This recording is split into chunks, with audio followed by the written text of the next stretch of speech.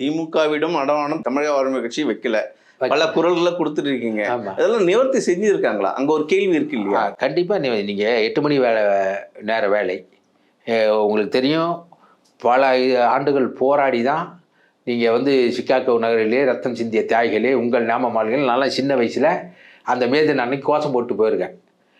அந்தெல்லாம் போராடி மக்கள் வந்து 8 மணி நேர வேலையை பெற்றுக் கொடுக்குற போது இங்கே வந்து இதே திமுக அரசு அந்த வேலையை 12 மணி வேலையாக்க போது கம்யூனிஸ்ட்களும் கூட்டணி கருத்து சிந்தித்து கொண்டிருக்க போது ஒற்றை நபராக அண்ணன் வேல்முருகன் நீங்கள் பார்த்தீங்கன்னா அந்த கூட்டத்தொடரிலே மேசையை ஏறி குதித்து வந்து ஐயா ஸ்டாலின் அவர்களிடம் சொல்லி அந்த சட்டத்தை திரும்ப பெற வைத்தார். எல்லாத்தையும் விழிப்புணர்வு ஆயிடுச்சு.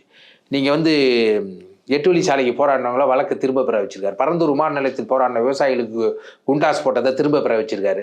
ஸ்டெர்லைட் போராட்டத்தில் போராடி வழக்கு போட்டதை திரும்ப பெற வச்சிருக்காரு. இதெல்லாம் செய்து இல்லையா?